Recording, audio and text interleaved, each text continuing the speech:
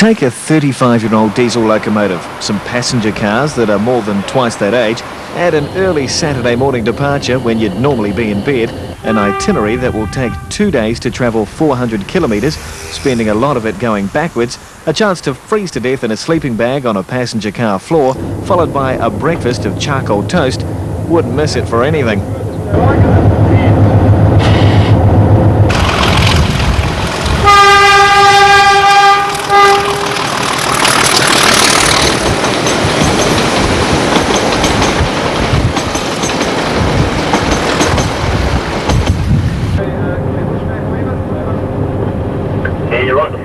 A problem at Wingatui, where the switch for the Central Otago line wasn't set, so through no fault of our own, we're already going backwards, and this isn't even a photo stop. No, nothing. Yeah, it's a funny thing. Right?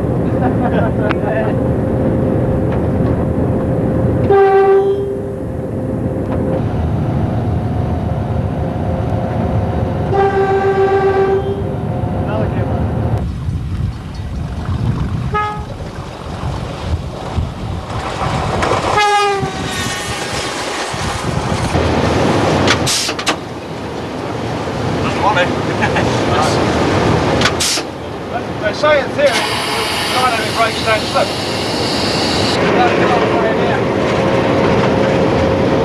Our first scheduled stop was at the Wingatui Viaduct, so named because it's nowhere near the town of the same name.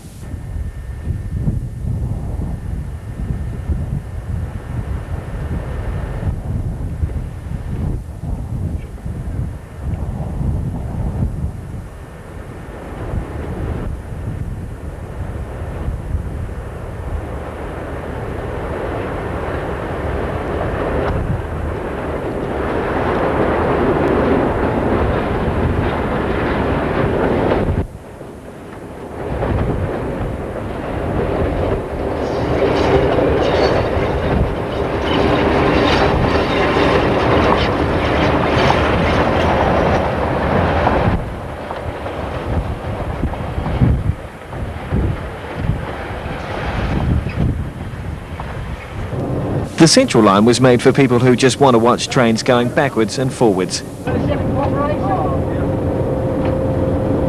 the sultanas are all stuck in the middle. At Christmas Creek, I discovered the main disadvantage of riding in the cab. I'm last to the photo line.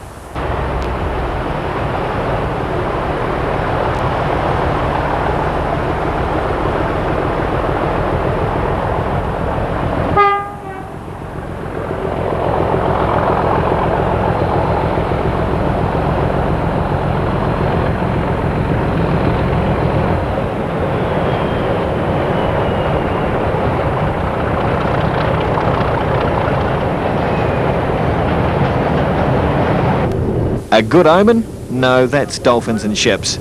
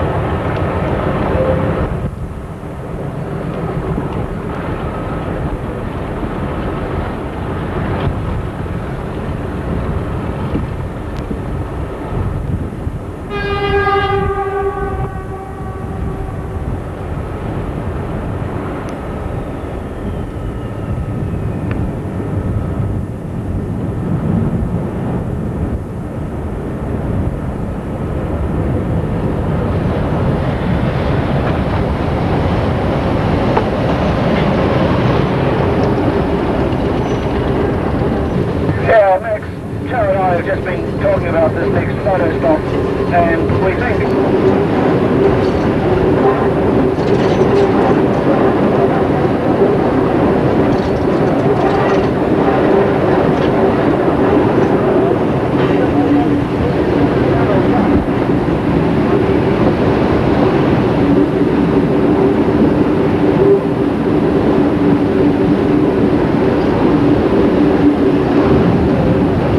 So much for the good omen, a photo stop at Deep Stream Viaduct and I'm stuck in a tunnel.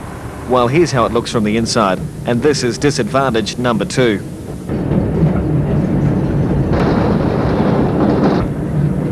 One missed opportunity is soon forgotten, leaning out the window of the second engine, soaking up the sights and sounds as we traverse the notches. The DJ class engine is just along for the ride and wasn't online. Still, it was fun to sit back in the cabin, just imagine. Back in the train, cameras are never far away. Apart from that, life goes on as normal between photo stops.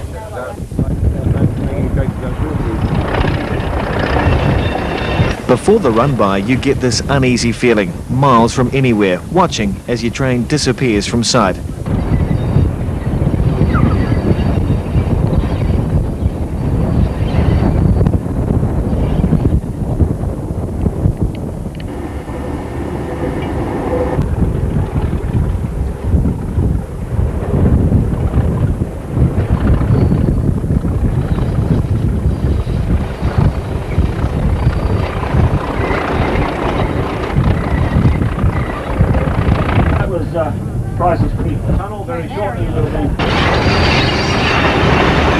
That feeling returns. This time it is suspected the crew are sick of us and are reversing all the way to Dunedin.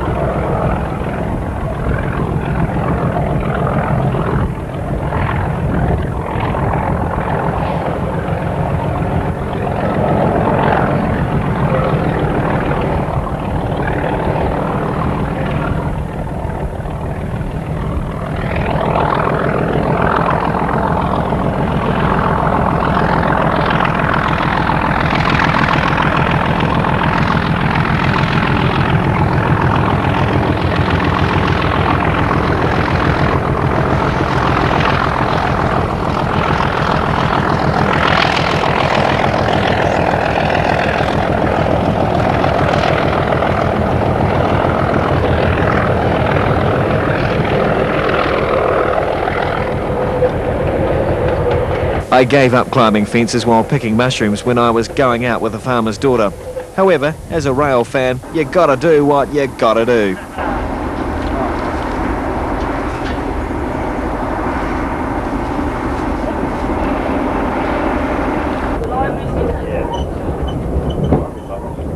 One of our cameras follows the train by road, a one-way journey as it turned out.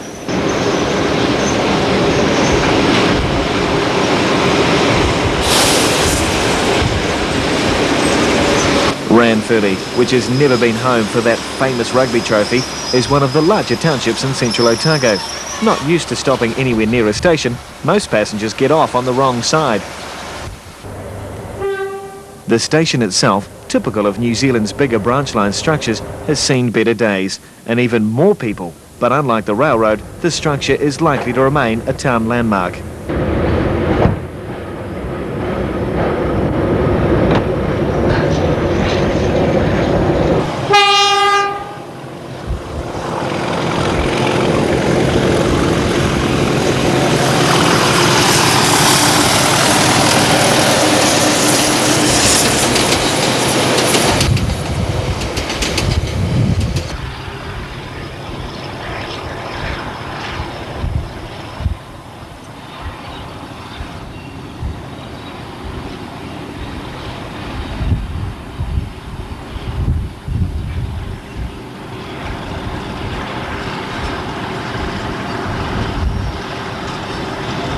This weekend, we're not alone on this lightly trafficked rail line. At Wedderburn, we pull into the siding to cross another excursion train. It has travelled from Alexandra and will go as far as Ranfurly before returning to Alex. Like the rail line, the 22-year-old Mitsubishi-built DJ is also near the end of its NZR career.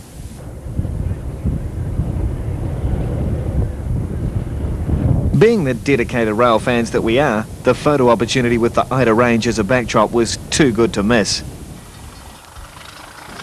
Leaving Wedderburn, our 750 horsepower English electric 4-cycle diesel smokes it up, bringing back wonderful Alco memories of visits to Australia and North America.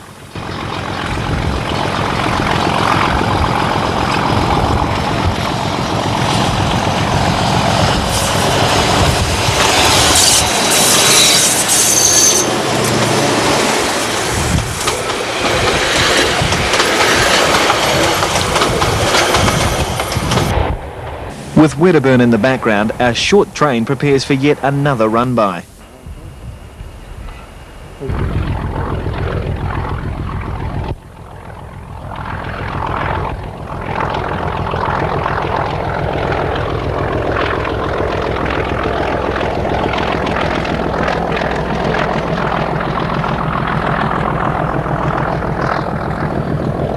We're left watching our train disappear again at the highest point on the line, Mackay's Crossing.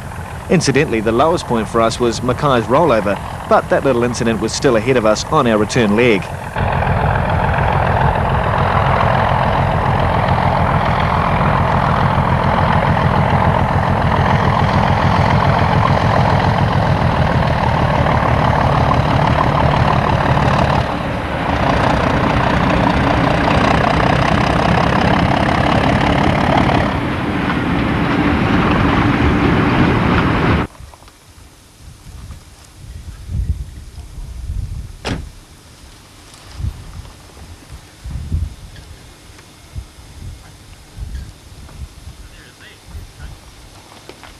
The cold night air had replaced the sun as we pulled into the siding at Oturahua. The trouble with taking our time to get anywhere was that we had to allow the other excursion to overtake us. Being the dedicated rail fans that we are, most stayed at the Oturahua pub.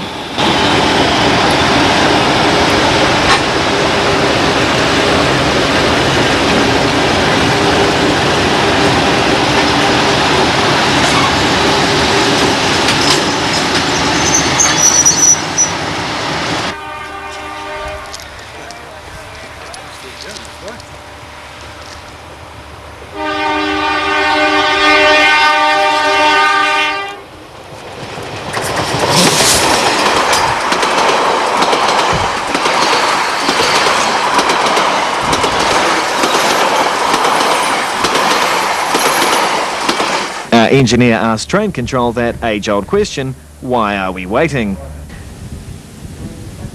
Meanwhile on the train, some just sit back and wait, a cup of tea to pass the time.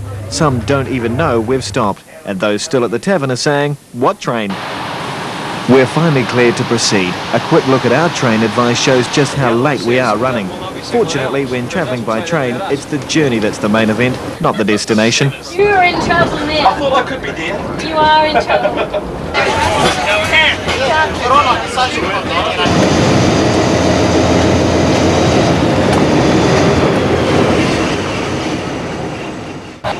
Hello, Larry. God almighty.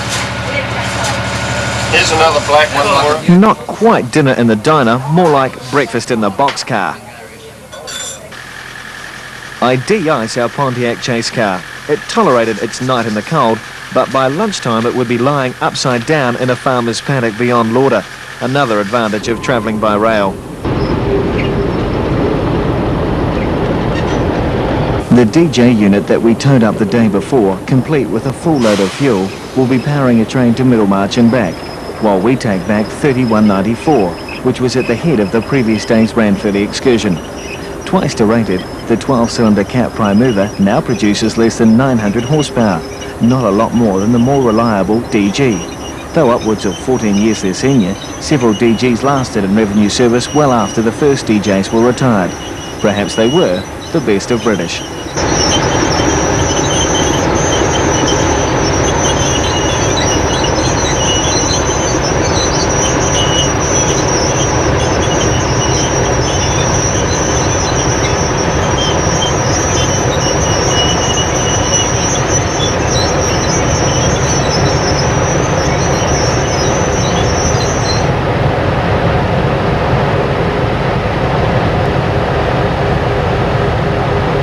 The DG is framed by some hills named after someone's father, the Old Man Range. Ours was one of the last trains to visit Clyde before the line was closed for good beyond Middlemarch. The cold night air soon departs, leaving us surrounded in typical Central Otago sunshine. On the Kodachrome scale, it rated a 10. Nowhere in New Zealand could travellers enjoy such vast and changing scenery in just a few hours. The greenery of Vermont, the farmlands of Wisconsin, the ruggedness of Colorado, the isolation of Wyoming, the winds of Chicago, and of course the urban sprawl of Hooterville.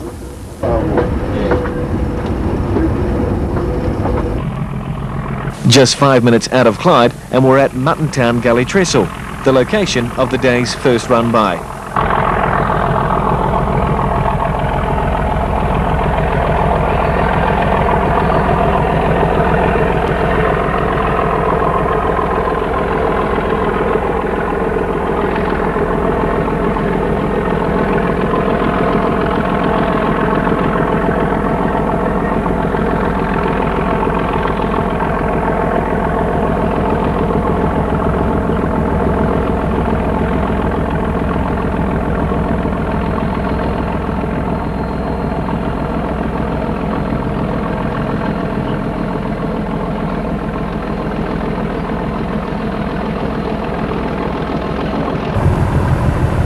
A few minutes later and we're a notch -1, yet again for a run by just out of Alexandra.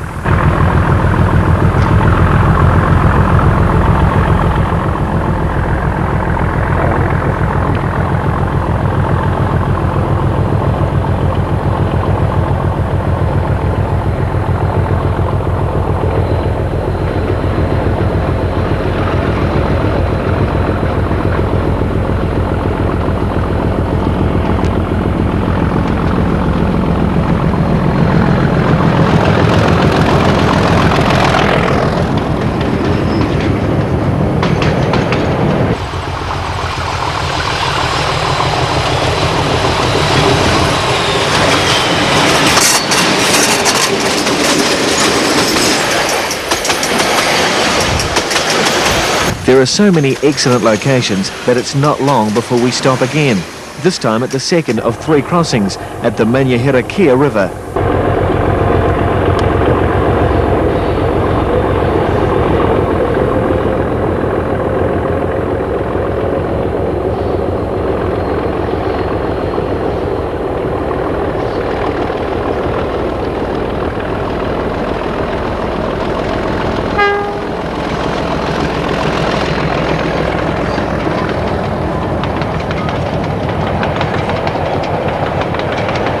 How can anyone sleep through all of this?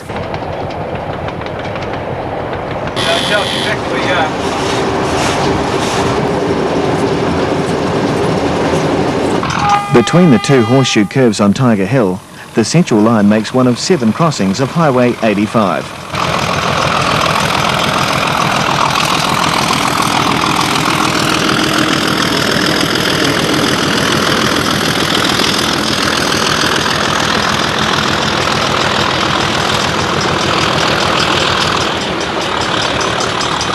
The photo stop at the next Kia River crossing is planned.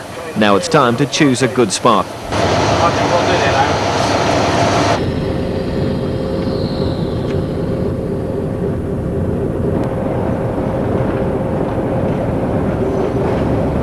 That rocky outcrop looks ideal. Unfortunately, it looked that way to everyone else as well, but this position wasn't a bad second choice.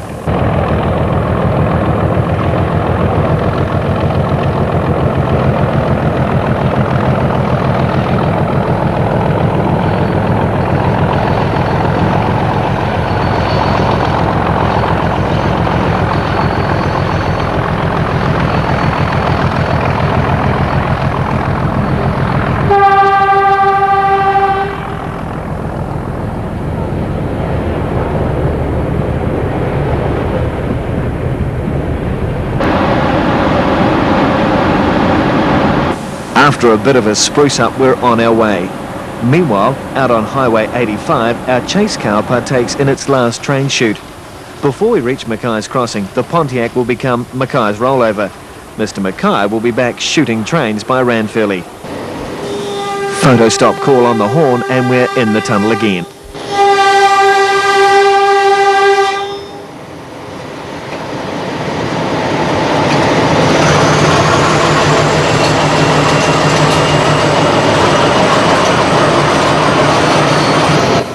Look at all those cameras, and not one of them is aimed at the spectacular scenery in the background. Obviously not tourists.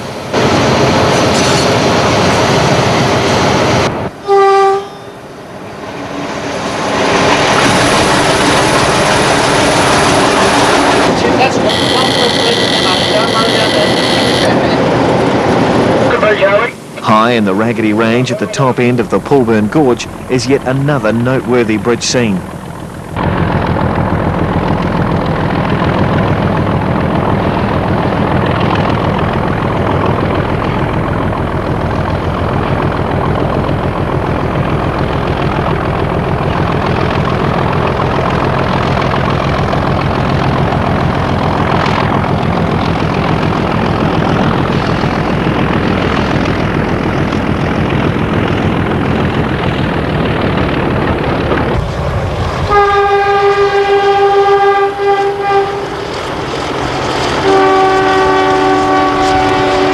Approaching Mackay's Crossing and in the cab, we can feel the extra shove of the DJ as the summit is conquered.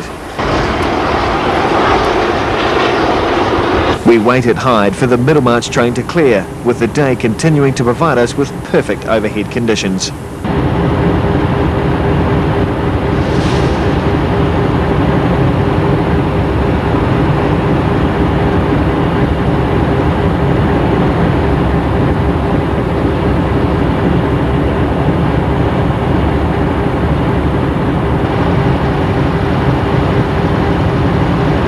Why is it that whichever train you're on, the other one always goes first?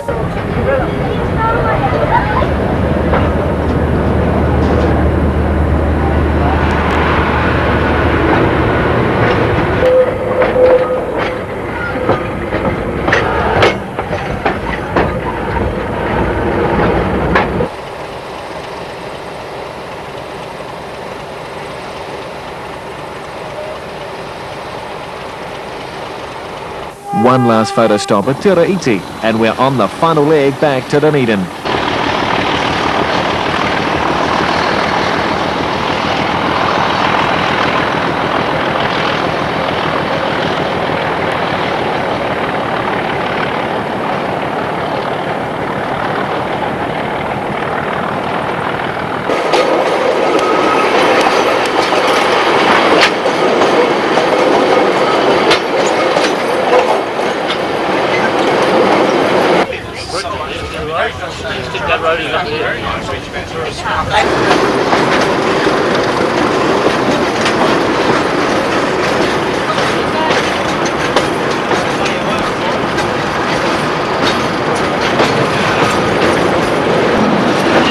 As the light fades, attention turns to what's happening inside. There's the usual excursion conversation, like the toilets are blocked, and who was the bozo who got in my way during the last run-by. But all agree it's been a superb weekend, spoiled only by the knowledge that the majority of this magnificent rail line will soon exist no more.